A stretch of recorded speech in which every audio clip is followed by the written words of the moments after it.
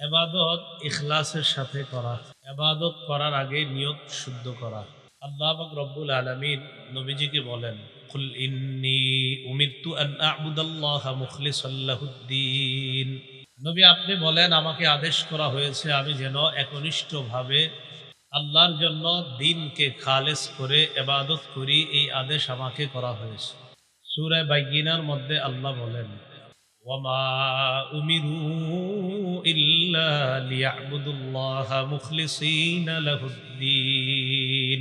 মানুষকে আদেশ করা হয়েছে তারা যেন ইবাদত করে আল্লাহর জন্য দ্বীনকে খালেস করে, ইখলাসের সাথে নিয়ত শুদ্ধ করে যেন তারা ইবাদত করে। ইবাদতের আগে নিয়ত শুদ্ধ হওয়া জরুরি। বুখারী শরীফের প্রথম হাদিস, ওমর ইবনুল খাত্তাব রাদিয়াল্লাহু তাআলা আনহুর বর্ণনা, তিনি বলেন, قال رسول الله صلى الله عليه وسلم إنما الأعمال بالنيات। রাসূলুল্লাহ সাল্লাল্লাহু আলাইহি সাল্লাম বলেন, আমলের শুদ্ধতা নির্ভর করে নিয়তের উপর। আমলের প্রতিফল পাবো কি পাবো না এটা নির্ভর করে নিয়তের উপর। বুখারী শরীফের যে প্রথম হাদিসটা, এই হাদিসের ব্যাপারে মুসলিম শরীফের ব্যাখ্যা গ্রন্থ আছে শরহে মুসলিম।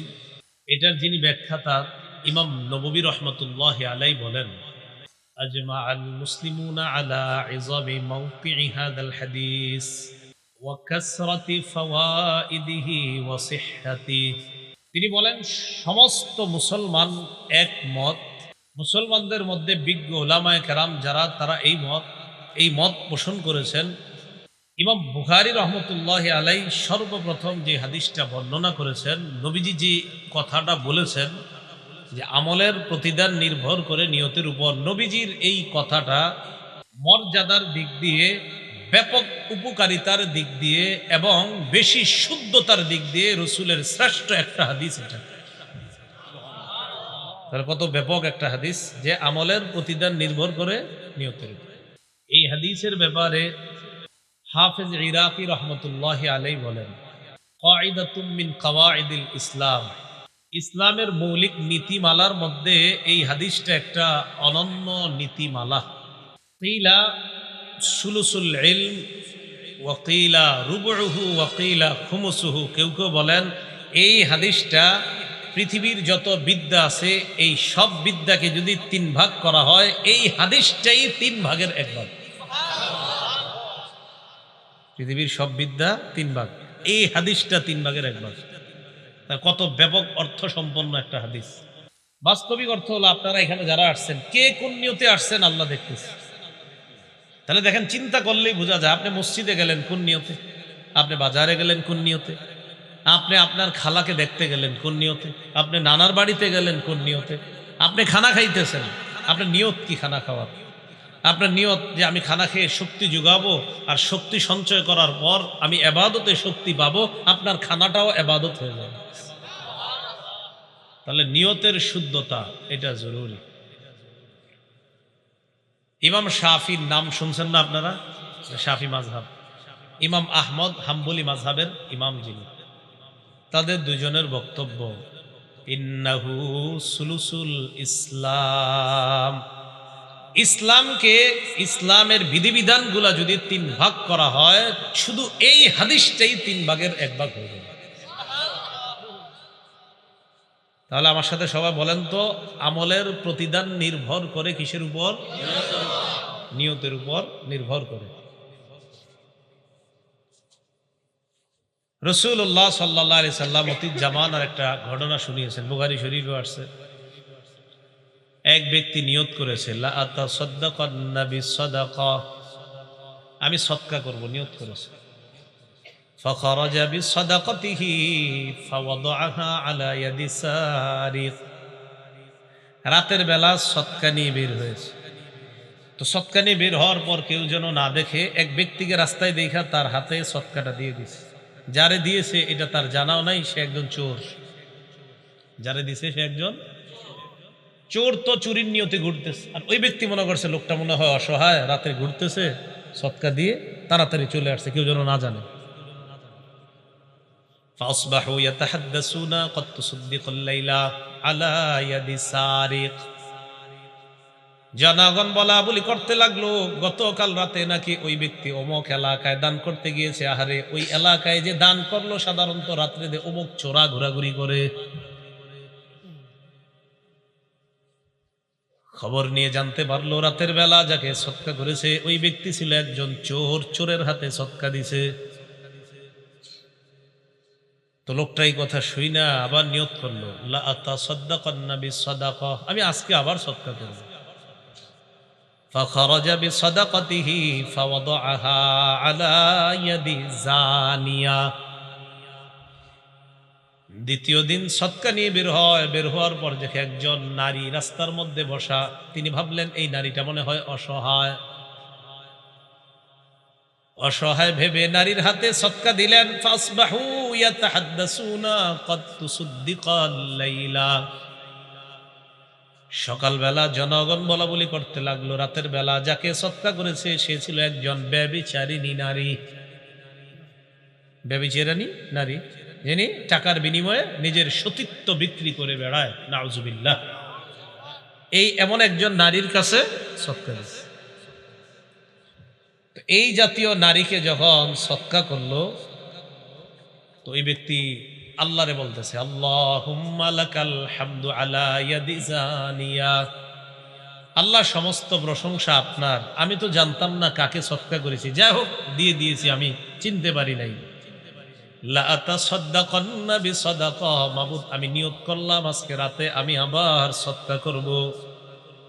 ফাখরাজা বিসাদাকাতিহি ফাওয়াদাআহা আলা ইয়াদি গানিয়্যিন।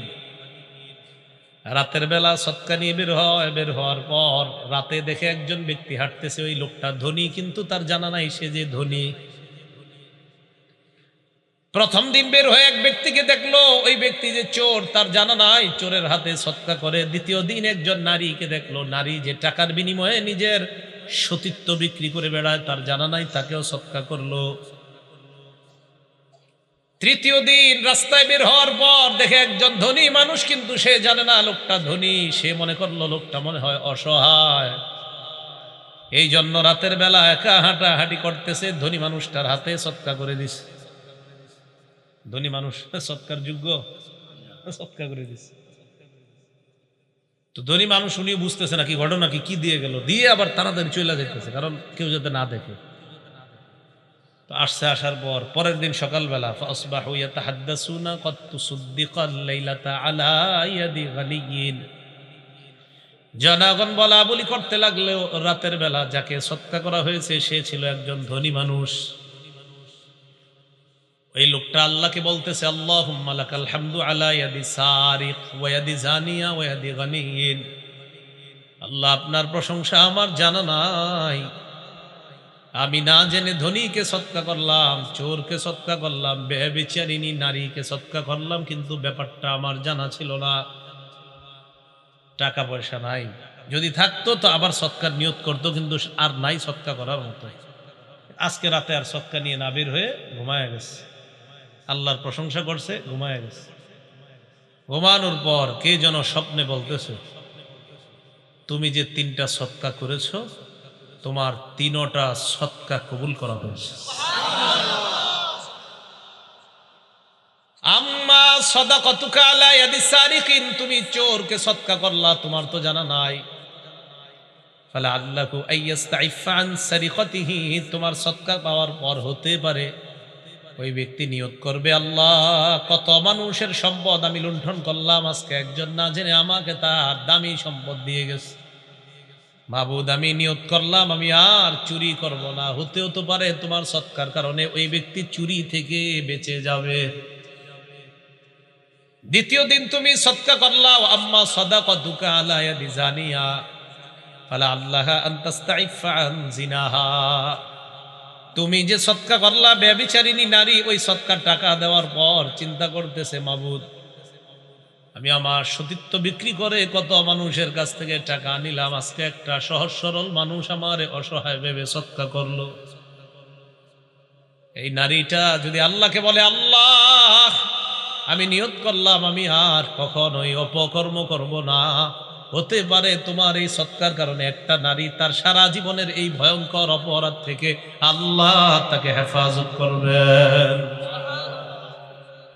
আম্মা সাদাকাতুকা আলা ইয়াদি গানিয়িন, চোরকে তুমি সৎকা করলা, ব্যভিচারী নিয়ে সৎকা করলা, তৃতীয় দিন তুমি ধনী মানুষকে সৎকা করলা, ফালা আল্লাহু আইয়াতাবিরা, ধনী মানুষটা উপদেশ গ্রহণ করবে, বিগত দিন যাকাত দেয় নাই, সৎকা করে নাই, তোমার সৎকা পাওয়ার পর নিয়ত করে ফেলবে, মাবুদ অতীতে আমি সৎকা দেওয়ার যোগ্য হওয়ার পরেও আমি কাউকে সৎকা দিতাম না, আমি যাকাত দাতা হওয়ার পরেও কাউকে যাকাত দিতাম না, আজকে একটা অসহায় মানুষ সৎকা খাওয়ার যোগ্য না, আমি কিন্তু না জেনে আমাকে সৎকার টাকা দিয়ে যায়, মাবুদ আমি নিয়ত করলাম অতীতের বকেয়া যাকাত সহ ভবিষ্যতে আর কখনো যাকাত মিস করব না।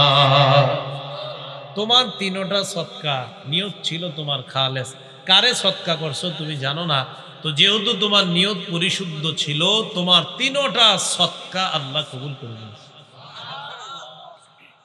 তো এই জন্য রাসূলুল্লাহ সাল্লাল্লাহু আলাইহি সাল্লাম বললেন, ইন্নামাল আমালু বিন্নিয়াত, আমলের প্রতিদান নির্ভর করে নিয়তের উপর। বলেন, আমলের প্রতিদান নির্ভর করে নিয়তের উপর।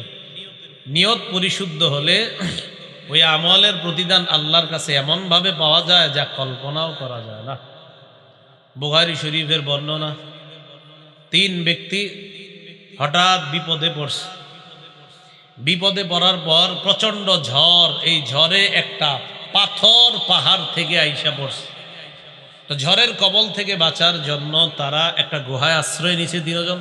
ফানহাদারাত সাখরাতুম মিনাল জাবাল, পাহাড় থেকে একটা পাথর পড়ে গড়িয়ে গড়িয়ে তাদের গুহার মুখের মধ্যে, পুরা পাথরটা গুহার মুখে পুরাটা পাথর, তো বেরোবো কেমনে? তিনজন টেনশনে পড়ে গেছে, বের হবো কিভাবে? পরামর্শ করলো কি করা যায়, কয় 3 জনে আমাদের জীবনের কোনো আমল এরকম যদি থাকে যে আমলটা শুধু আল্লাহরে খুশি করার জন্য করছি, এই আমলের দোহাই দিয়ে আল্লাহর কাছে আমরা 3 জন দোয়া করব। যদি শুধুমাত্র কার জন্য করে থাকি? আল্লাহর জন্য। তো 3 জন পরামর্শ করার পর একজন দোয়া করা শুরু করছে, আল্লাহুম্মা কানালি আবাওয়ান শাইখানে কাবীরান। একজন দোয়া করতেছে, আল্লাহ আমার পিতা মাতা 2 জন ছিলেন, 2 জনেই বয়োবৃদ্ধ, ওয়া কুনতু আহলুবু লাহুমা, মাবুদ আমি তাদের জন্য দুধ দহন করতাম, আমার মা বাবাকে আমি দুধ পান করাইতাম, আমি দুধ দহন করার পর বাসায় আসার পর কুনতু লা উগবিকু আহাদান ক্বাবলাহুমা, কুনতু লা উগবিকু ক্বাবলাহুমা আহলান ওয়ালা মালা, আমি বাসায় আসার পর আমার পিতা মাতাকে দুধ পান করানোর আগে অন্য কাউকে আমি দুধ পান করাইতাম না, আমি যখন বাসায় আসতাম। তো তিনি বলে, আল্লাহ আমি একদিন অনেক দূরে চলে গেছি কোনো এক কাজে, দূরে চলে যেয়ে আসার পর আমি দুধ দহন করে বাসায় এসে দেখি আমার আব্বা আম্মা, ফাওয়াজাতুহুমা, আমি আমার আব্বা আম্মা উভয়কে পাইলাম না, ইমাইন, 2 জন ঘুমাইতেছে, আব্বা আম্মা ঘুমাই রইছে, কি করি? এদিক দিয়ে আমার পরিবার পরিজন তারা দুধ পান করতে চাইতেছে। আগের জামানায় দুধ এটা ছিল এমন এক খাদ্য যারা এগুলোর মাধ্যমেই নিজেদের খাদ্যের চাহিদা পূরণ করতে। আর মনে রাখবেন, পৃথিবীর একমাত্র খাদ্য দুধ, যেই দুধ নামক খাদ্যটা মানুষের ক্ষুধা এবং পিপাসা উভয়টা নিবারণ করে। কি বললাম বলেন তো? দুধ ক্ষুধাও নিবারণ করে, পিপাসাও নিবারণ। পৃথিবীর সমস্ত খাদ্য ক্ষুধা নিবারণ করে, পানি পিপাসা নিবারণ করে, আর দুধ একমাত্র খাদ্য, জান্নাতি খাদ্য, যেই খাদ্যটা আপনার ক্ষুধা এবং পিপাসা উভয়টা নিবারণ করে। এটা আল্লাহর ক্ষমতা। কেন? আল্লাহ বলেন, দুধের সম্পর্কে একটু গবেষণা করো তো, আমি এটা কোত্থেকে বের করি। হ্যাঁ, আল্লাহ পাক রব্বুল আলামিন বলেন এটা সম্পর্কে একটু গবেষণা করো যে এটা আমি কিভাবে বের করি। তা আল্লাহ বলেন, আমি গোবর এবং রক্ত, মিন বাইনি ফারাসি ওয়া দামিন লাবানান খালিসা, গোবর এবং রক্ত, গোবর পাক না নাপাক? রক্ত পাক না নাপাক? আল্লাহ বলেন গোবর এবং রক্ত 2 নাপাকের মাঝখান থেকে লাবানান খালিসা, গোবরও নাপাক, রক্ত নাপাক, গরুর পেটে রক্ত নাপাক এটাও আছে, গোবর নাপাক এটাও আছে। এই দুই নাপাকির মাঝখান থেকে আমি আল্লাহ সবচেয়ে পবিত্র দুধ তোমাদের জন্য বের করব। মিন বাইনি ফারসিম ওয়া দামিন লাবানান খালিস, সবচেয়ে দুধ বের করব। তো দুধ মানুষের খাদ্য, পিপাসা উভয়টা নিবারণ করে। এই জন্য বাচ্চার বয়স 2 বছর হওয়ার আগ পর্যন্ত খাদ্য খাওয়ান লাগে। ওই যে আল্লাহ পাক রব্বুল আলামিন এটার মাধ্যমেই তার ক্ষুধা পিপাসা উভয়টার ব্যবস্থা করে দিচ্ছে। তো তিনি বলছেন, আল্লাহ আমি দুধ নিয়ে আইসা দাঁড়ায় রয়েছি, আমার পরিবারকে দিচ্ছি না, আবার আমার আব্বা আম্মা ঘুমাইতেছে, সারা রাত আব্বা আম্মা ঘুমাইতেছে, আমিও দুধ নিয়ে দাঁড়ায় রয়েছি, আব্বা আম্মারে খাওয়াবো, তারপর আপনারা খাবো। বৃদ্ধ বাবা বৃদ্ধা মা, দুজন বৃদ্ধ বৃদ্ধা হয়ে গেছে। আপনারা তো বৃদ্ধ মা বাবা একটা কাশি দিলে পাশের রুম থেকে বলেন মরতে পারে না, এটা অনেক ছেলেরা বলে ফেলে। আল্লাহ হেফাজত করেন। একটা হাদিস সারা জীবন মনে রাখবেন, মুসলিম শরীফের বর্ণনা, 1978 নম্বর হাদিস। রাসূলুল্লাহ সাল্লাল্লাহু আলাইহি সাল্লাম বলেন, লাআনাল্লাহ মান লাআনা ওয়ালিদাহ, যে পিতামাতাকে অভিশাপ দেয় তাকে আল্লাহ অভিশাপ দেয়। পিতামাতাকে যে অভিশাপ দেয় তাকে কি অভিশাপ দেয়? আল্লাহ। তো তিনি দুধ নিয়ে দাঁড়িয়ে আছেন, তো তিনি বলতেছে আল্লাহ, মুনাজাতে আল্লাহরে কানতে কানতে দোয়ার মধ্যে বলতেছে, আল্লাহ আমার আব্বা আম্মা জাগ্রত হয়েছে, আমি তাদেরকে দুধ পান করাইছি, এরপর অন্যদেরকে আমি দুধ পান করিয়েছি। আল্লাহ এই আমলটা যদি আমি আপনার জন্য করে থাকি, তাহলে আপনি গুহার মুখ থেকে এই পাথর সরিয়ে দিয়ে আমাদেরকে এখান থেকে উদ্ধারের ব্যবস্থা করে দেন। বুখারী শরীফের বর্ণনা, নবীজি বলেন তারা তাকায় দেখে গুহার মুখ থেকে পাথর একটু সরে গিয়েছে। দেখছেন নি পাওয়ারটা কি? বলেন আমলের প্রতিদান নির্ভর, আমলের প্রতিদান নির্ভর। আমল হবে কার জন্য? আমার নিয়ত হবে কাকে খুশি করা। তো তিনি বলতেছে, আল্লাহ আমি যদি আপনাকে খুশি করার নিয়তে ওই আমলটা করে থাকি, তো আপনি এই পাথর সরায়া দেন, আমাদেরকে বের করার ব্যবস্থা করেন। তাকায় দেখে পাথর একটু সরে গেছে। বাকি রইল কয়জন? 2 জন। আরেকজন দোয়া করা শুরু করছে, আল্লাহুম্মা কানালি বিনতু আম্মিন। আরেকজন বলতেছে, আল্লাহ আমার একজন চাচাতো বোন ছিল, তাফসীরের কিতাবে আসছে সম্পর্কের কোন একজন বোন ছিল, দেখতে বড় সুন্দরী ছিল, আমার অনেক টাকা পয়সা ছিল, আমার এই বোনটা দুর্ভিক্ষ লাগার কারণে আমার কাছে সহযোগিতা চেয়েছে, কিন্তু আমার এই বোনটা চাচাতো বোন আর কি, আমি তাকে খুব পছন্দ করতাম, সে আমার কাছে সবচেয়ে প্রিয়তমা ছিল, দেখতে সুন্দরী ছিল, আমার কাছে খুব প্রিয় ছিল। তো সে আমি তার কাছে বিভিন্ন সময় বিভিন্ন আবদার করতাম, বাহানা করতাম, সে আমার বাহানা গ্রহণ করতো না, মানে আমি তার সাথে অপকর্ম করতে চাইতাম, নাউজুবিল্লাহ। তো সে যখন আমার সাথে অপকর্ম করতে ইচ্ছা করতো না, কখনো রাজি হয়নি, একবার দুর্ভিক্ষ লাগার কারণে আমার কাছে আসছে, আসার পর আমার কাছে সহযোগিতা চায়। আমি তাকে বললাম, এক শর্তে আমি তোমাকে সহযোগিতা করতে পারি, আমার সাথে একান্তে নির্জনে তুমি কাটাইবা, এই শর্তে আমি তোমাকে টাকা দিতে পারি। আমার সবচেয়ে প্রিয় যে মেয়েটা আমার প্রস্তাবে রাজি হয়ে যায়, তাকে আমি অনেকগুলা স্বর্ণ দিনার দিয়ে দিলাম। কোন কোন জায়গায় লিখেছেন 120 দিনার স্বর্ণ তাকে দিলাম। 120 দিনার স্বর্ণ, অনেক টাকা কিন্তু।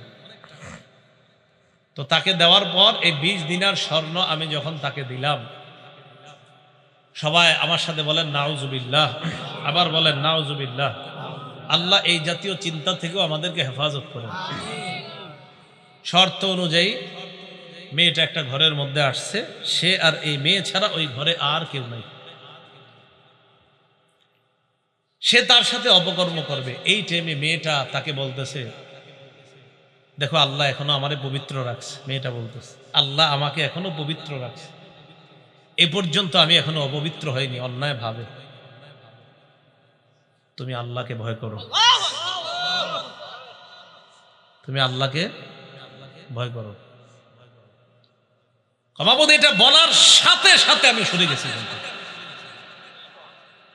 আমি যদি ওই সময় এই কর্মটা তোমারই খুশি করার জন্য ছেড়ে থাকি, তুমি পাথর সরায় দাও। রাসূলুল্লাহ সাল্লাল্লাহু আলাইহি সাল্লাম বলেন, তারা তিনজন তাকায় দেখে পাথর আরেকটু সরে গেছে। বোঝা গেল এই আমলও সে কারে খুশি করার জন্য করেছিল। এই জন্য বলছিলাম আমলের প্রতিদান নিয়তের উপর, আর কিছু কিছু আমলের প্রতিদান দুনিয়াতেই দেখে ফেলবেন। বাকি রইল একজন, ওই ব্যক্তি বলতেছে আল্লাহুম্মা কানা লি উজারা, মাবুদ আমি আমার বাড়িতে কর্ম করার জন্য একদল শ্রমিক নিয়োগ দিলাম। আপনারা যেমন বিভিন্ন ক্ষেত খামারে শ্রমিক নিয়োগ দেন, মজুরি নিয়োগ দেন, দেন না? শ্রমিক কাজ করার জন্য টাকার বিনিময়ে আমি শ্রমিক নিয়োগ দিলাম। দেওয়ার পর সবাইকে আমি তাদের পারিশ্রমিক দিয়ে দিলাম। এক ব্যক্তি পারিশ্রমিক না নিয়ে চলে যায়। যাকে পারিশ্রমিক দেই নাই তার পারিশ্রমিকটা আমি আমার কাছে রেখে দিলাম। দেওয়ার পর আমি এই টাকাটা ব্যবসার মধ্যে খাটাইলাম। খাটানোর পর অঢেল সম্পত্তি বানাইলাম। একজনের পারিশ্রমিক ব্যবসায় খাটায়া প্রচুর সম্পত্তি বানাইছে। কিছুদিন পর ওই লোক আইছে, ওই যে পারিশ্রমিক নেয় নাই। আসার পর কয়, ভাই আমি সেদিন পারিশ্রমিকটা নিতে আমার মনে ছিল না, পারিশ্রমিক দেন। আমি তাকে মাঠে নিয়ে গেলাম। নেওয়ার পর বললাম, মাঠের দিকে তাকাও, যত পশুগুলা দেখো ঘাস খাইতেছে, দুধওয়ালা দুধ ছাড়া যা আছে। মানে কয়েক তাকাও না, তাকাই কয় সব তোমার। আপনি মস্করা করেন, ঠাট্টা করেন। আদাস্তাহজি উবি, ঠাট্টা করতেছেন? না ঠাট্টা না, তুমি যে পারিশ্রমিক নেও নাই, এই নিয়তে আমি এটা ব্যবসায় খাটাইছি, নিয়ত করছি কোনোদিন তুমি আসলে সব দিয়ে দিব। আমার নিয়ত ছিল, আল্লাহ আমার নিয়ত যদি তোমারই খুশি করার জন্য হয়, পাথর সরায় দেয়। রাসূলুল্লাহ সাল্লাল্লাহু আলাইহি সাল্লাম বলেন, তারা তিনজন তাকায় দেখে পুরাটা পাথর গুহার মুখ থেকে সরে গেছে। আমলের প্রতিদান নিয়তের উপর। কথাটা মনে থাকবে না সবার? দেখেন, আমলের প্রতিদান নিয়তের উপর। কিছু কিছু প্রতিদান দুনিয়াতেই আল্লাহ দেখায় দিবে। যদি আপনার নিয়ত শুদ্ধ থাকে, দুনিয়াতে আল্লাহ দেখায় দিবে। আল্লাহ আমাদের সকলকে আমলের আগে নিয়ত শুদ্ধ করার তৌফিক দান করুন। তো বুখারী শরীফের যে প্রথম হাদিসটা বলছিলাম, এই হাদিসের ব্যাপারে ইমাম আহমদ ইবনে হাম্বল রহমতুল্লাহ আলাইহি বলেন, উসুলুল ইসলাম আলা সালাসাতি আহাদিসা। পুরা ইসলামটা যদি আমরা গবেষণা করি, পুরা ইসলামের মৌলিক নীতিমালা তিনটা হাদিসের মধ্যে গবেষণা করলে পেয়ে যাবে। পুরাটা ইসলাম কয় হাদিসে পেয়ে যাব? আমি তিনটা হাদিসে আপনাদেরকে বলতেছি, খুব মন দিয়া যদি পারেন হাদিসের বাংলাগুলো মনে রাখেন, তো আপনি দেখবেন জীবনে চলার পথে অনেক সুবিধা হবে। আপনারা সবাই তো 1,00,000 হাদিস, 1000 হাদিস, 100 হাদিস পারবেন না মুখস্থ করতে, ঠিক না? মাত্র কয়টা হাদিস বলেন? কয়টা? ইমাম আহমদ ইবনে হাম্বল বলেন, জামিউল উলুম ওয়াল হিকাম নামক কিতাবের মধ্যে তিনি লেখেন, উসুলুল ইসলাম আলা সালাসিতি আহাদিসা। তিনটা হাদিসের মধ্যে ইসলামের মৌলিক নীতিমালাগুলা, ইসলামের মৌলিক বিধানাবলী তিনটা হাদিসের মধ্যে গবেষণা করলে আপনি পুরা ইসলামের মৌলিক নীতিমালা পেয়ে যাবেন। কয়টা হাদিস? নাম্বার 1 বুখারীর এই প্রথম হাদিস, যেটা আপনাদেরকে শোনাইলাম, ইন্নামাল আমালু বিন্নিয়াত। এই হাদিসটা, এটা হলো প্রথম হাদিস। তো এই হাদিসটা শুনি, আগে দেখি কি বলে। ইন্নামাল আমালু বিন্নিয়াত, আমলের প্রতিদান নির্ভর করে নিয়তের উপর। ওয়া ইন্নামাল ইমরিইম মা নাওয়া। ইমরুউন শব্দের অর্থ হলো ইনসান, মানুষ। প্রত্যেকটা মানুষ তার নিয়ত অনুযায়ী প্রতিদান পাবে। ফামান কানাত হিজরাতুহু ইলা দুনিয়া আও ইমরাআতিন ইয়ানকিহুহা ইলা দুনিয়া ফামান কানাত হিজরাতুহু, কোন মানুষের হিজরত যদি হয় দুনিয়া কামানোর জন্য, ওইটা রাসূলের যুগে হিজরত হয়েছিল, সেদিকে ইঙ্গিত করে এই হাদিসটা। কারো হিজরত যদি হয় দুনিয়ার উদ্দেশ্যে, যেই দুনিয়া সে কামাই করবে, অথবা কোনো নারীর উদ্দেশ্যে যদি কেউ হিজরত করে, এখান থেকে আরেক জায়গায় যায়, নবীর যুগে যে হিজরত করেছিলেন, ফাহিজরাতুহু ইলা মা হাজারা ইলাই, তার হিজরত ওই উদ্দেশ্যে হবে যে উদ্দেশ্যে হিজরত করছে। এর দ্বারা উদ্দেশ্য, কেউ যদি নারীর জন্য বের হয়ে থাকে তার প্রাপ্য হবে ওই নারীর জন্যই। কেউ যদি বের হয়ে থাকে দুনিয়া কামাই করার জন্য, তো তার আমলনামায় লেখা হবে এই ব্যক্তি দুনিয়া কামাই করতে বের হয়েছে। অন্য হাদিসে নবী বলেন, ওমান কানাত হিজরাতুহু ইলাল্লাহি ওয়া রাসূলি, কেউ যদি আল্লাহ আর আল্লাহ রসুলের জন্য ঘর ছেড়ে হিজরত করে, তার হিজরতের আমলনামাটাও আল্লাহ আল্লাহ রসুলের জন্যই লেখা হবে। কটা হইল হাদিস? তিনটার মধ্যে কটা হইল? একটা। তাহলে প্রথম হাদিসটার অনুবাদটা শুধু সংক্ষেপে মনে রাখবো, আমলের প্রতিদান নির্ভর করে নিয়তের উপর। 2 নম্বর, বুখারী শরীফের 2697 নম্বর হাদিস। এই হাদিসের বর্ণনাকারী আম্মাজান আয়েশা সিদ্দিকা রাদিয়াল্লাহু তাআলা আনহা, তিনি বলেন, ক্বালা রাসূলুল্লাহ সাল্লাল্লাহু আলাইহি ওয়াসাল্লাম, মান আহদাসা ফি আমরিনা হাযা মা লাইসা ফিহি, কোন বর্ণনায় মা লাইসা মিনহু ফাহুয়া রাদ্দুন। নবীজি সাল্লাল্লাহু আলাইহি সাল্লাম বলেন, আমাদের এই ইসলামের মধ্যে, এই শরীয়তের মধ্যে কেউ যদি ইবাদতের নামে সওয়াবের আশায় নতুন কোনো কিছু আবিষ্কার করে, বলেন আমার সাথে, ইসলামের মধ্যে ইবাদতের নামে সওয়াবের আশায় নতুন কোনো কিছু যদি কেউ আবিষ্কার করে, ফাহুয়া রদ্দুন, সেটা প্রত্যাখ্যান করা হবে। সেটা কি করা হবে? তাহলে 1 নাম্বার হাদিস জানলাম আমলের প্রতিদান নির্ভর করে নিয়তের উপর। দ্বিতীয়টা জানলাম ইসলামের মধ্যে ইবাদতের নামে নতুন কোনো কিছু প্রবেশ করানোর কোনো সুযোগ নাই। তাহলে দেখেন এবার মিলাই, প্রথম হাদিসে জানলাম আমলের প্রতিদান নির্ভর করে নিয়তের উপর, দ্বিতীয়টা জানলাম ইসলামে নতুন কিছু ঢুকানো যাবে না।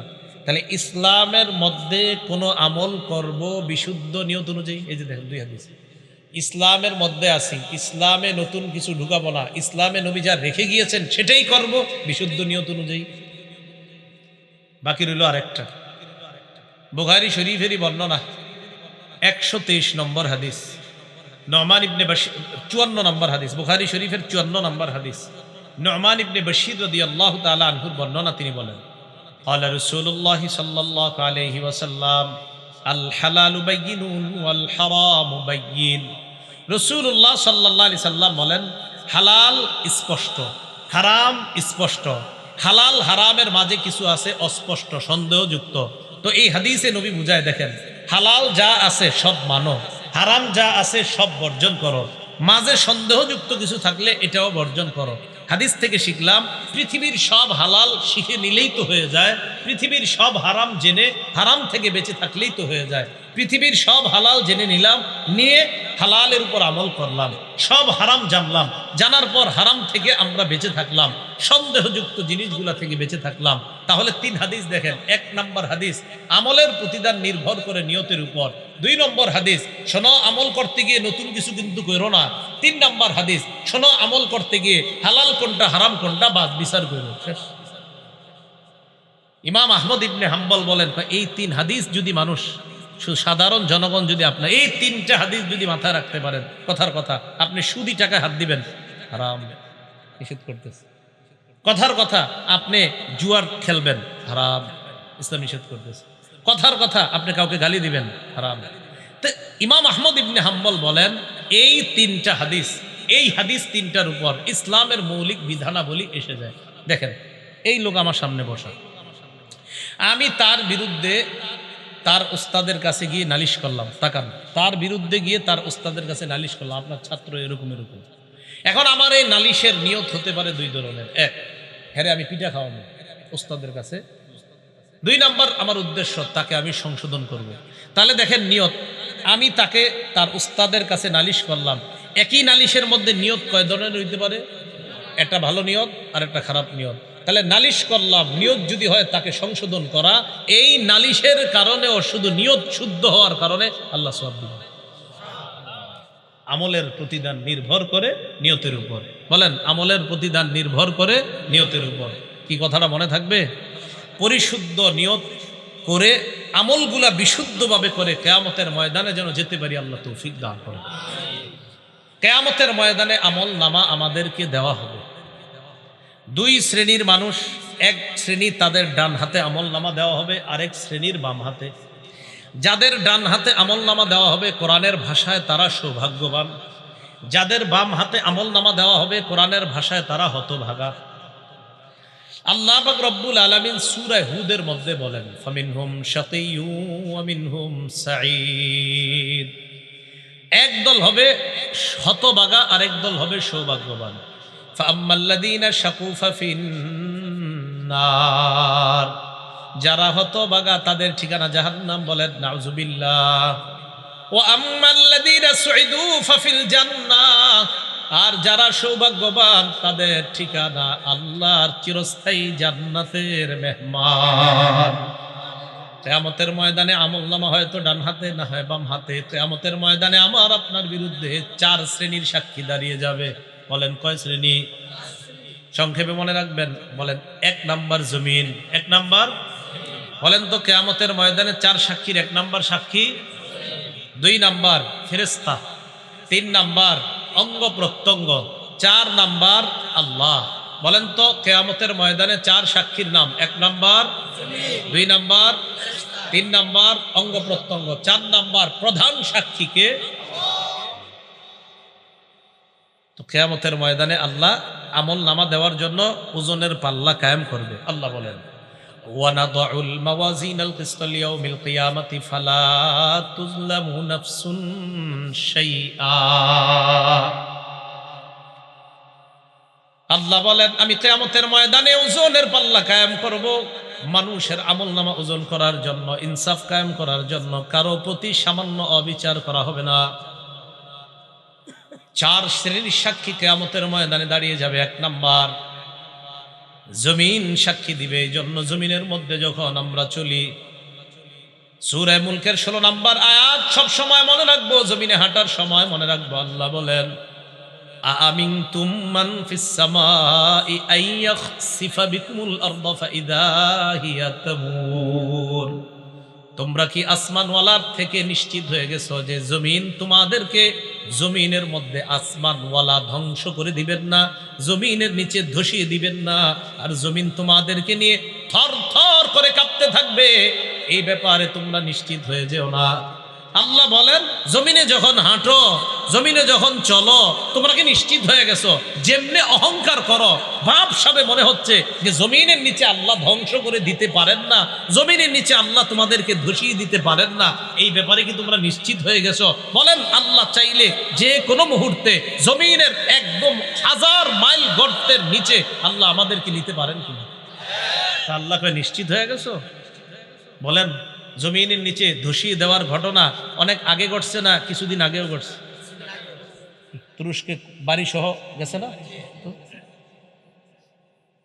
তো 1 নাম্বার সাক্ষী হবে জমিন। সূরা জিলজালের 4 নম্বর আয়াত আল্লাহ বলেন, ইয়াউমা ইযিন তুহাদ্দিসু আখবারাহা। সেদিন জমিন তার বৃত্তান্ত সব বলে দিবে। এটা হাদিস শুনেন খুব মনোযোগ দিয়ে। এই হাদিসটাও জমিনের উপর যখন চলবেন আর মাথায় রাখবেন।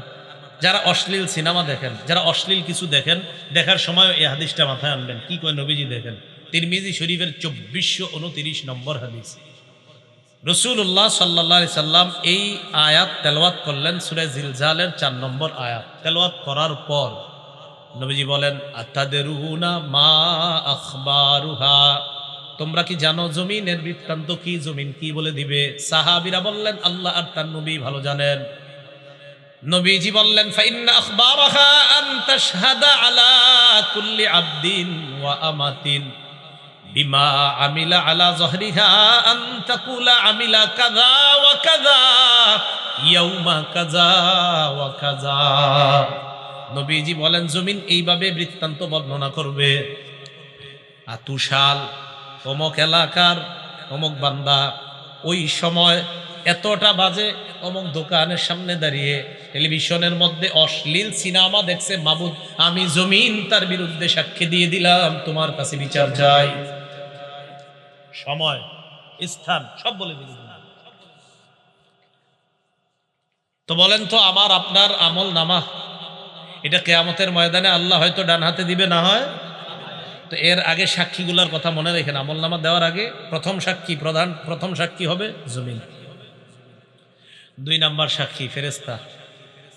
সূরা ইনফিতরের 10 থেকে 14 নম্বর আয়াতে আল্লাহ বলেন, وإن عليكم لحافظين كراما كاتبين يعلمون ما تفعلون إن الأبرار لفي نعيم وإن الفجار لفي جحيم আল্লাহ পাক রব্বুল আলামিন বলেন, তোমাদের সাথে সংরক্ষণকারী যত্নবান ফেরেশতারা আছে, তোমরা যা করো তারা তা দেখে। সম্মানিত লেখকগণ, আল্লাহ এরপর বলেন পুণ্যবানরা নেয়ামতে পরিপূর্ণ জান্নাতে থাকবে আর অপরাধীরা জাহান্নামে থাকবে। বলি নাউজুবিল্লাহ। এখন আমরা বাঙালি তো প্রশ্ন করে ফেলতে পারি, আল্লাহ বলছে সম্মানিত লেখকগণ থাকবেন, লেখকগণ কি করে? এটা কিন্তু বলে নাই লেখকের কাজ কি, কিন্তু এত আল্লাহ বলে নাই লেখে। অনেক লেখক আছে লেখে না। তো এইরকম মনে করেন আমরা বাংলাদেশিরা এই প্রশ্ন করেও ফেলতে পারে যে হুজুর আল্লাহ বলছে লেখকগণ থাকবে, তো লেখকগণ লেখবে এটা কই আছে? তো যেহেতু এরকম বইলা ফেলতে পারেন, এই জন্য এই জবাব আল্লাহ কোরআনে দিয়ে দিচ্ছে। সূরা যুখরুফের ৮০ নম্বর আয়াতে জবাব আল্লাহ দিচ্ছে। আল্লাহ বলেন, আম ইয়াহসাবুনা আন্না লা নাসমাউ সিররাহুম ওয়া নাজওয়াহুম বালা ওয়া রুসুলুনা লাদাইহিম ইয়াকতুবুন। তারা কি মনে করে তাদের গোপন কথা আর কানাকানি কথা আমি আল্লাহ জানি না? এমনটা কি তারা মনে করে তাদের গোপন কথা আর তাদের কানাকানি কথা আমি জানি না? আমি আপনাদের সামনে কথা বলতেছি, আল্লাহ কয় এটাও জানি। আমি ওনার সাথে এখন কানে কানে কিছু বলবো, আল্লাহ কয় এটাও জানি। আমি ঠোঁট বলা বন্ধ করব, বন্ধ করার পর আমি মনে মনে কিছু বললাম, আল্লাহ কয় এটাও শুনি, জানি। তুমি ঠোঁট খোলো আর বন্ধ করো।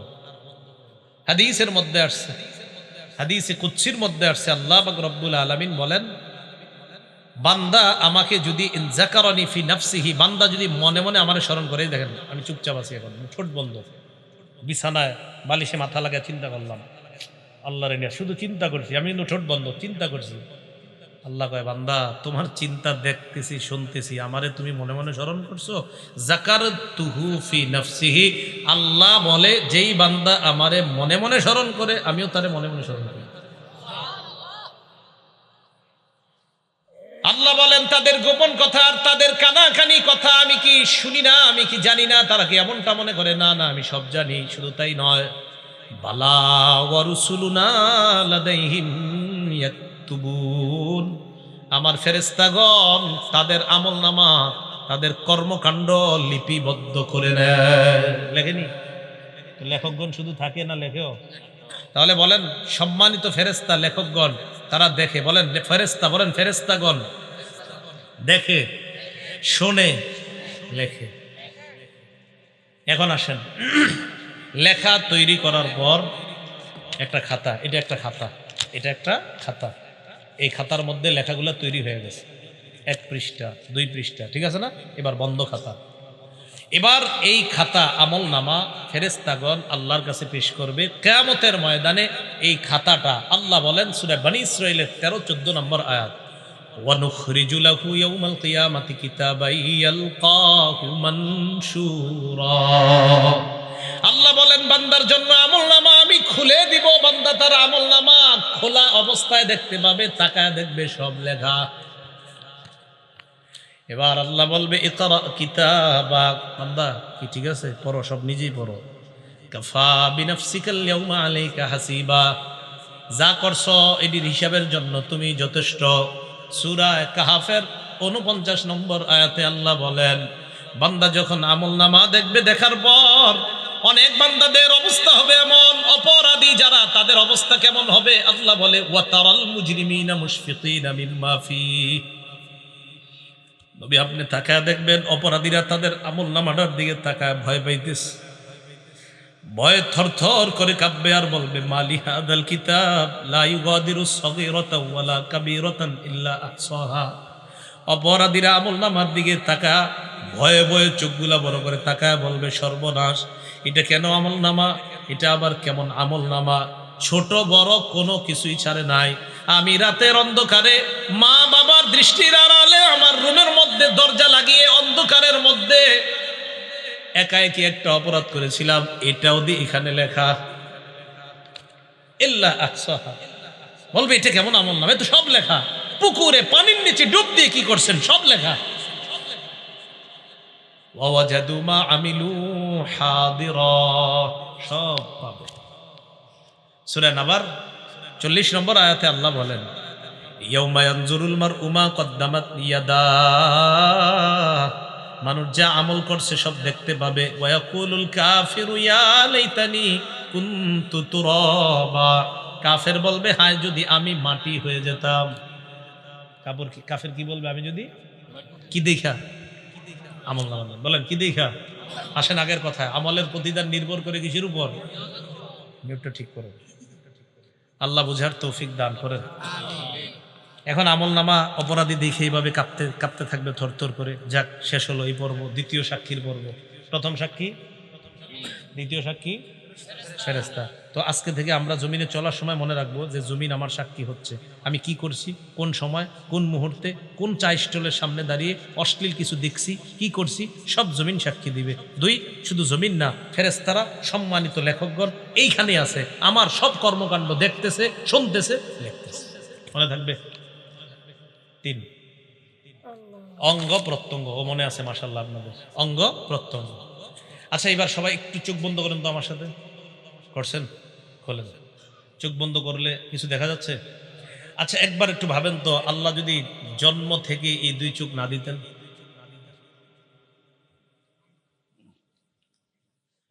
সূরা ইয়াসিনের 66-67 নম্বর আয়াতে আল্লাহ বলেন, ওয়ালাউ নাশাউ লাতামাসনা আলা আ'য়ুনিহিম ফাস্তাবাকুস সিরাতা ফাআন্না ইউসিরুন। আল্লাহ বলেন, আমি যদি চাইতাম তাদেরকে আমি আল্লাহ তাদের আলো লোপ করে দিতে পারতাম, চোখের আলো লোপ করে দিতে পারতাম। চোখের আলো সরিয়ে দিয়ে আমি আল্লাহ যদি তাদের চোখগুলা চেহারার সাথে মিশিয়ে দিতাম, চলতে চাইলেও তারা চলতে পারতো না। একটু চিন্তা করে দেখো, তোমার এমন করলে কেমন হতো। এরপরে আয়াতে বলে, ওয়ালাউ নাশাউ লামাসাখনাহুম আলা মাকানাতিহিম, আমি যদি তাদের অঙ্গগুলা বিকৃত করে দিতাম, আমি যদি তাদের চেহারা বিকৃত করে দিতাম, হাত পা অঙ্গহানি করে দিতাম। হাত যদি না থাকতো সুদের টাকা ধরতো না, পা যদি না থাকতো পা দিয়ে খারাপ কাজ করতে যাইতো না। আল্লাহ বলেন, আমি এগুলা দিলাম, তো তুমি কি করতেছো এগুলা? আমি যদি না দিতাম কি করতা? ফামাস্তাতাউ মুদিয়া, সামনেও যেতে পারতা না, ওয়ালা ইয়ারজিউন, পিছেও আসতে পারতা না। কি করতা তুমি?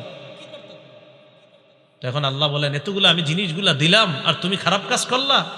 সূরা ইয়াসিনের 65 নম্বর আয়াতে কি বলে দেখেন, আল্লাহ তাকে কিয়ামতের মাঠে জিজ্ঞাসা করবে, এই এটা করছো, এটা করছো?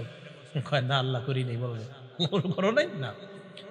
আল ইয়াউমা নাখতিমু আলা আফওয়াহিহিম, মুখে মোহর মেরে দিবে। মোহর মারার পর আল্লাহ বলেন, ওয়া তুকাল্লিমুনা আইদিহিম, তাদের হাত আমি আল্লাহর সাথে কথা বলবে।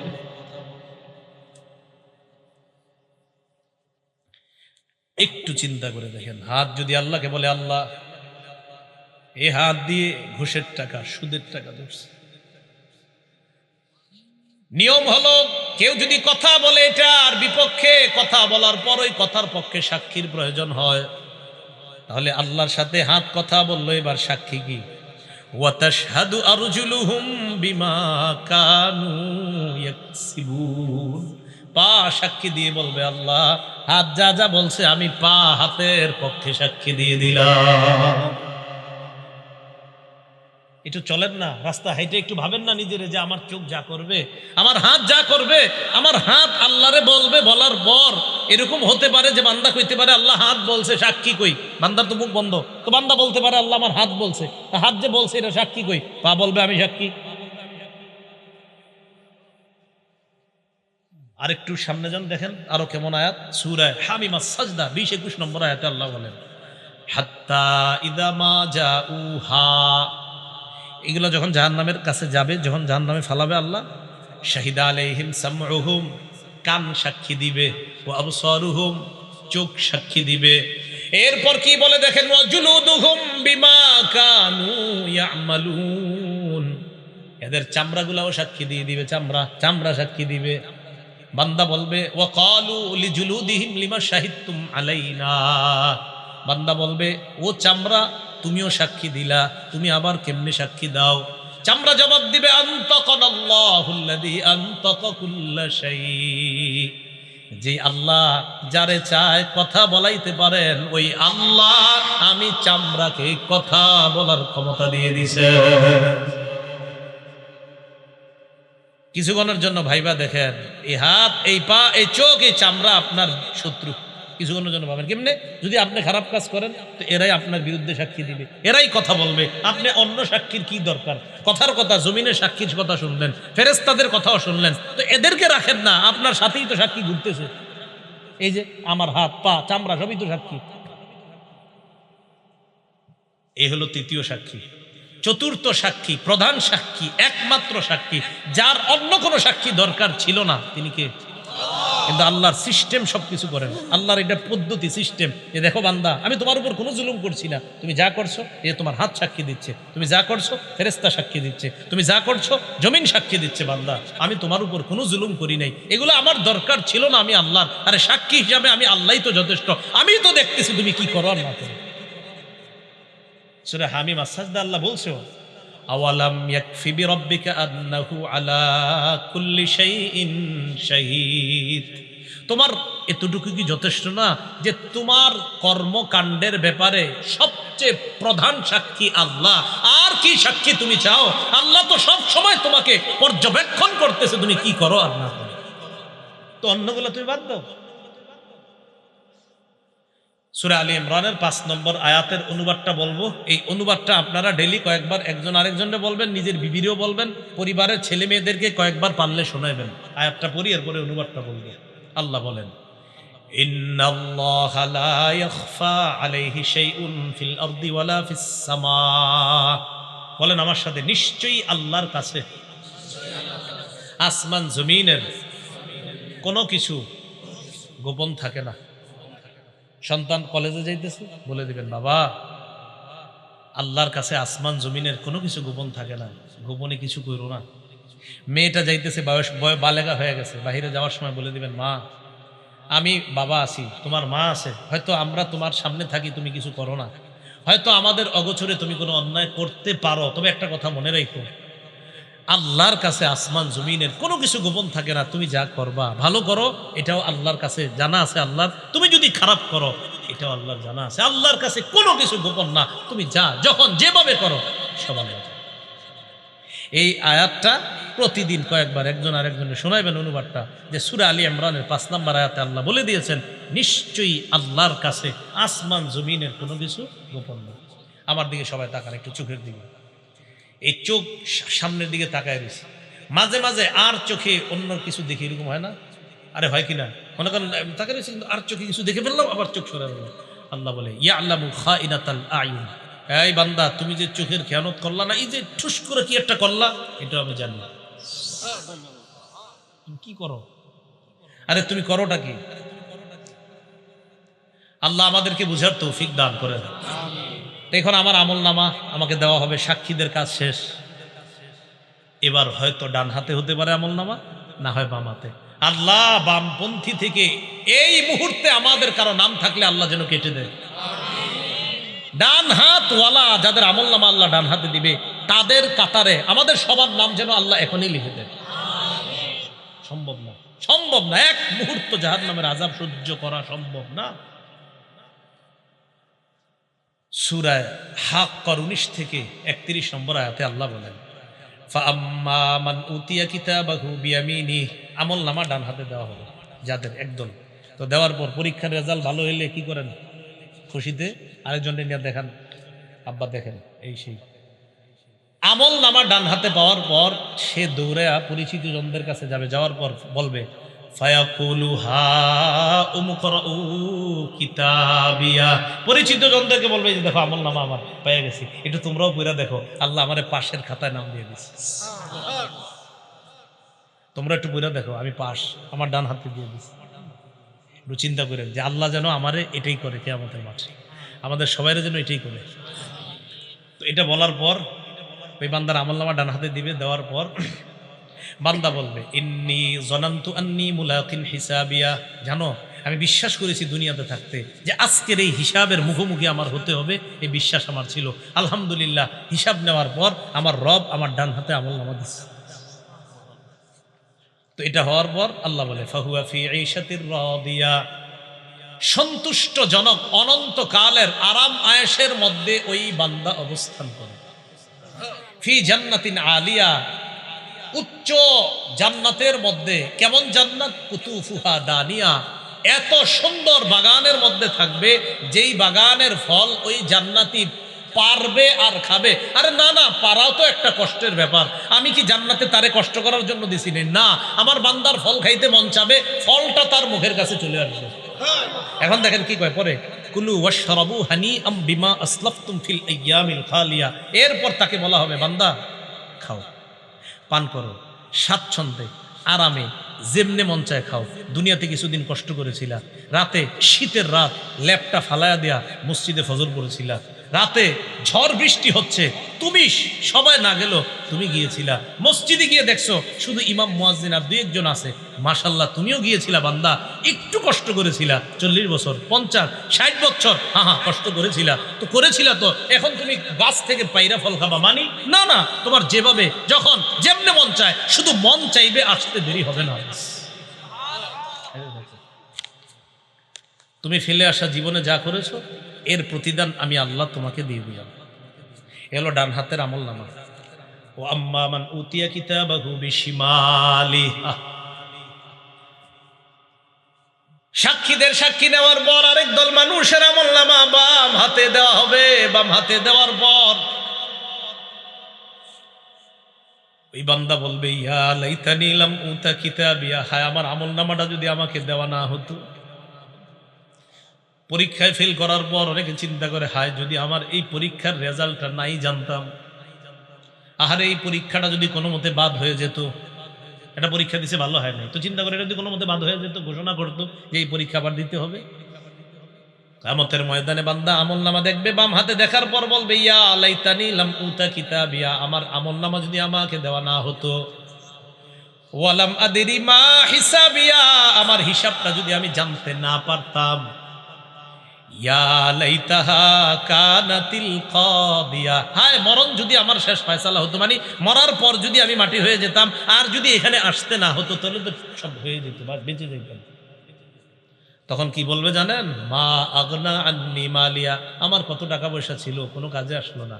হালাকা আন্নি সুলতানিয়া, আমার কথায় মানুষ উঠতো বসতো, এটাও কাজে আসলো না, চলে গেল।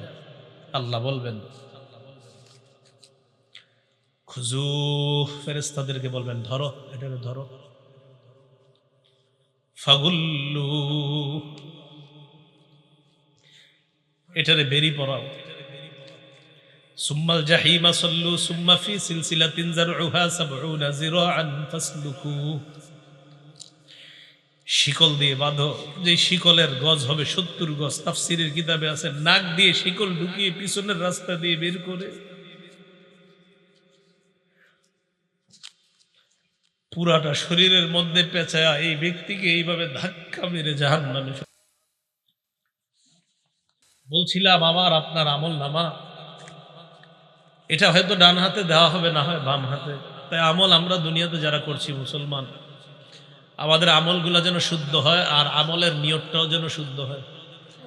1 টাকা দান করি, সেটাও শুদ্ধ নিয়তে দান করব। 1 লক্ষ টাকা, সেটাও পরিশুদ্ধ নিয়তে দান করব। 1 কোটি টাকা, এটাও শুদ্ধ নিয়তে দান করব, কাউকে দেখানোর জন্য না। সহিহ বুখারীর বর্ণনায় আসছে 2118 নম্বর হাদিস, আম্মা জান আয়েশা সিদ্দিকা রাদিয়াল্লাহু তাআলা আনহার বর্ণনা। তিনি বলেন ইয়াগজু জাইশুনিল কাবা, নবীজি সাল্লাল্লাহু আলাইহি সাল্লাম বলেছেন এক জামানায় একদল মানুষ কাবা ধ্বংস করার উদ্দেশ্যে রওনা করবে। নাউজুবিল্লাহ। ইউখসাফু বিআউয়ালিহিম ওয়া আখিরিহিম, তাদের পূর্বাপর সামনের পিছনের সব মানুষগুলারে ধ্বংস করে দেওয়া হবে, গজবাইশা ধ্বংস করে দিবে। আম্মা জান আয়েশা বলেন আমি বললাম ইয়া রাসূলুল্লাহ ফিহিম আসওয়াকুহুম ওয়া লাইসা মিনহুম, এদের মাঝে এমনও মানুষ আছে যারা তাদের বাজারের পণ্য সামগ্রী ইত্যাদি নিয়ে যাচ্ছে, আবার যারা তাদের অন্তর্ভুক্ত না। মনে করেন 100 জন রওনা করছে, এর মধ্যে 50 জন কাবা ধ্বংসের নিয়ত, আর 50 জন ভালো মানুষও তো থাকতে পারে হুজুর, নবীজি বললেন, আয়েশা, সবাইরই ধ্বংস করবে আল্লাহ, সবাইরই, ভালোগুলাও ধ্বংস হবে। তারপর এখানে নিয়ত কাদের ছিল ভালো, কারা কাবা ধ্বংসের নিয়তে গিয়েছে আর কারা ভালো নিয়ত ছিল এখানে, এটা তো আল্লাহ জানেন। ওই নিয়ত অনুযায়ী কিয়ামতের মাঠে তাদেরকে ফলাফল দিয়ে জান্নাত দেন। কথা মনে থাকবে তো? তাহলে নিয়তের উপর আমলের প্রতিদান নির্ভর করে। সহিহ বুখারীর বর্ণনা 123 নম্বর হাদিস, রাসূলুল্লাহ সাল্লাল্লাহু আলাইহি সাল্লাম বলেন, মান কাতালা লিতাকুনা কালিমাতুল্লাহি হিয়াল উলিয়া ফাহুয়া ফি সাবিলিল্লাহ। এক ব্যক্তি আল্লাহর রাস্তায় লড়াই করে, এক ব্যক্তি আল্লাহর রাস্তায় লড়াই করে। তো আল্লাহর রাস্তায় যিনি লড়াই করতেছে, উনি কোন নিয়তে আল্লাহর রাস্তায় লড়াই করতেছে এটা জানে কে? তো কোনো ব্যক্তি যদি আল্লাহর রাস্তায় এই নিয়তে লড়াই করে, আল্লাহর কালিমা এটা যেন পৃথিবীর মধ্যে বিজয় লাভ করে, ইসলাম যেন বিজয় হয়ে যায়, এই নিয়তে যদি লড়াই করে, তাহলে সে প্রকৃত আল্লাহর রাস্তার মুজাহিদ বলে গণ্য হয়। কেন বলেন তো? নিয়ত পরিশুদ্ধ। বলেন, নিয়ত পরিশুদ্ধ। এই জন্য মনে রাখতে হবে, রাসূল সাল্লাল্লাহু আলাইহি সাল্লাম বলেছেন, রুব্বা কাতিলিন ফি সাফাইনি আ'লামু বিনিয়াতিহি আল্লাহু আ'লামু বিনিয়াতিহি। যুদ্ধের ময়দানে সারিবদ্ধ দুই কাতারের মধ্যে মুজাহিদরা দাঁড়িয়ে আছে, কত মুজাহিদরা শহীদ হচ্ছে, এরা প্রকৃত শহীদ কিনা এটা আল্লাহ জানেন। কারণ কোন নিয়তে শহীদ হয়েছে এটা জানেন আল্লাহ। যদি বীরত্ব দেখানোর নিয়তে শহীদ হয়ে থাকে তাহলে তো নিয়ত খারাপ, যদি বাহবা পাওয়ার আশায় শহীদ হয়ে থাকে তাহলে তো নিয়ত খারাপ। হ্যাঁ, আল্লাহর দিন দুনিয়াতে বিজয় হোক, এই নিয়তে যারা শহীদ হয় তারাই তো প্রকৃত শহীদ। তাহলে কি বুঝলাম? শাহাদাত নামক এবাদত, নামাজ নামক এবাদত, আল্লাহর দিন পৃথিবীতে বিজয় হবে এই এবাদত, রোজা নামক এবাদত, হজ নামক এবাদত, জাকাত নামক এবাদত, সদকা নামক এবাদত, আমাদের ছোটখাটো এবাদত, সব এবাদত, সব আমলের আগে কি শুদ্ধ হইতে হবে? আল্লাহ আমাদের সকলকে পরিশুদ্ধ নিয়তের সাথে যেন আমলগুলা করতে পারি, আল্লাহ তৌফিক দান করবেন। হযরত মুনাজাত করবেন ইনশাআল্লাহ, আখিরি মুনাজাত, আমরা মুনাজাতে অংশগ্রহণ করব। একজন একটা প্রশ্ন দিয়েছেন, প্রশ্নটা কোনো মাদ্রাসার আলেমকে গিয়ে করবেন। হ্যাঁ, যিনি দিয়েছেন কোনো মাদ্রাসার আলেমকে করবেন, প্রশ্ন উত্তর দিয়েন না, ইউটিউবাররা আছে না, ঝামেলা লাগায়, প্রশ্ন দিবেন না, প্রশ্ন মাদ্রাসায় গিয়ে করবেন। একজনে লেখছেন একটা জিনিস, ওইটা সঠিক না, একজন একটা জিনিস লেখছেন আর কি, এটা বলা সঠিক না। যিনি লেখছেন বাস আপনি জেনে নিয়ে আপনি অন্যদেরকে জানাই দেবেন, এটা বলা সঠিক না, যেটা লেখছেন আর কি বাস। আবার আরেকজনে দেখেন না, কিন্তু আমি জেনে নিলাম যেটা লেখছেন এখানে এটা সঠিক না, যে বিষয়টা ওনারা বলে দিবেন, অনেকে জানে না তো এই জন্য বলে ফেলে, তো এটা সঠিক না, এই বিষয়টা এখানে সঠিক না, এটা বলাও ঠিক না, এটা করাও ঠিক না, এটা সঠিক না, এই বিষয়টা। তো যিনি জেনে জানার জন্য দিয়েছেন, নিশ্চয়ই আপনি কোথাও দেখছেন এটা বলে, বাস তাদেরকে জানিয়ে দিন ভাই কথাটা সঠিক। ঠিক আছে না? ইনশাল্লাহ আমরা কোনো ফেতনায় যাবো না। তো ঠিক আছে, হুজুর ইনশাল্লাহ দোয়া করবে। দোয়ার পরে আমাকে বলছে একটা ঘোষণা দেওয়ার জন্য, ওই আপনার আমি যেই পদ্ধতিতে বয়ান করি ওই পদ্ধতিতেই বয়ানগুলা লিপিবদ্ধ করা হয়েছে, প্রায় 8-9 খণ্ড হয়ে গেছে, এর মধ্যে 3 খণ্ড ছেপে গেছে। তো 2 খণ্ড মানে দ্বিতীয় আর তৃতীয় খণ্ড প্রকাশনী থেকে এরা মনে নিয়ে এসেছে, তো মনে হয় সামান্য কয়েকটা আছে, 10-12টা হয়তো আছে, এরকম বেশি হতে পারে, আপনাদের কারো লাগলে নিয়ে নিতে পারেন। দ্বিতীয় খণ্ডে সুদ সম্পর্কে, হালাল হারাম সম্পর্কে, আর তৃতীয় খণ্ডটা হলো স্বামী স্ত্রীর একদম দাম্পত্য জীবন পূর্ণ অধিকার, যে কোরআন হাদিস সম্বলিত একজন স্ত্রী স্বামীর কাছে কতটা অধিকার পাওনা আর একজন স্বামী তার স্ত্রীর কাছে কতগুলো অধিকার পাওনা, এই বিষয়ে এখানে একদম বিস্তারিত কোরআন হাদিসের আলোকে। আলেমরাও নিতে পারেন, সাধারণ যারা আপনারাও নিতে পারেন, আর কারো যদি হাদিস মুখস্থ করার নিয়ত থাকে আপনারাও নিতে পারেন ইনশাআল্লাহ। আল্লাহ তৌফিক দান করেন। হুজুর মুনাজাত করবেন ইনশাআল্লাহ, এরপর আমরা উঠব। আসসালামু আলাইকুম ওয়া রাহমাতুল্লাহ।